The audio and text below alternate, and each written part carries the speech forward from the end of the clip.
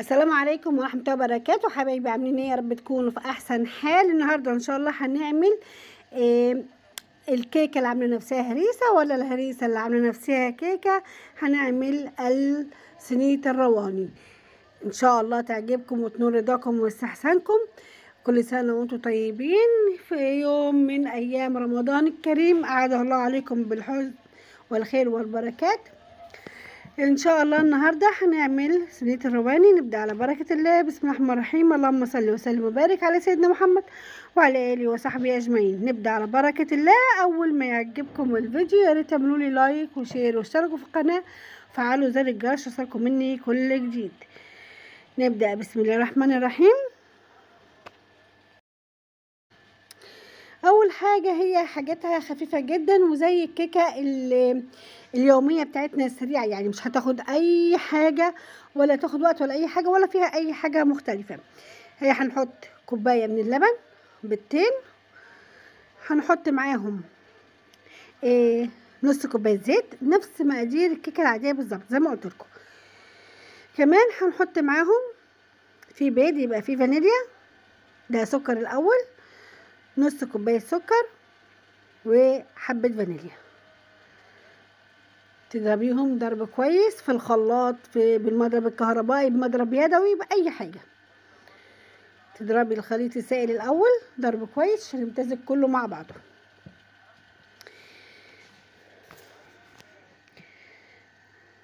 هتضربيه حلو. وبعدين ان شاء الله هنحط عليه المكونات الجافه اللي هي بقى كوبايه من السميد، وكمان كوبايه من الدقيق المنخول طبعا. هنحط عليهم كمان معلقه من البيكنج باودر، وعلى طرف المعلقه ملح. ده بيكنج باودر معلقه كبيره، عفوا صغيره مليانه، ودي حبه ملح. هنقلب بقى الخليط كويس، وكده خلصنا خليط الرواني. شفتوا سهله وبسيطه ازاي؟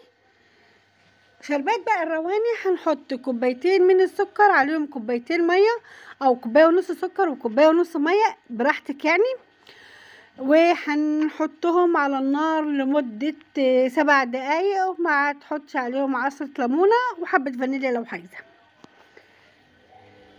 انا ما عملتش الشربات اللي هو شربات عادي احنا كلنا عارفينه، شربات الكنافة بس خفيف.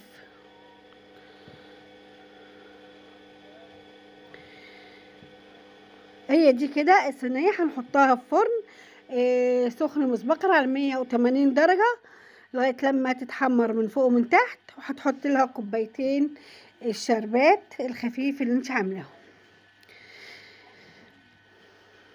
ادي كوبايه ودي كوبايه تانية اهو، ونسيبها كده اهوت ونغطيها لمده 10 دقايق لغايه لما تشرب الشربات كله.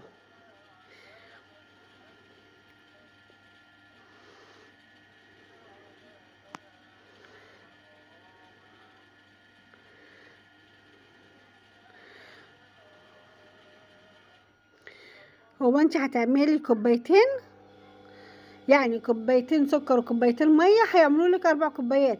لا اللي تحطي كوبايه وكوبايه هيعملوا لك كوبايتين، هو دول هتحطيهم على صينيه الشربات، صينيه الرواني. كده طلعت صينيه الرواني جميله، طعمها وريحه تحفه. ممكن تحطي عليها جوز هند لو عايزه في العجينه، ممكن تحطيها من بره برضو براحتك. دي كده اهوت جميله وبالهنا والشفا. شكرا على المتابعه والسلام عليكم ورحمه الله وبركاته. في امان الله.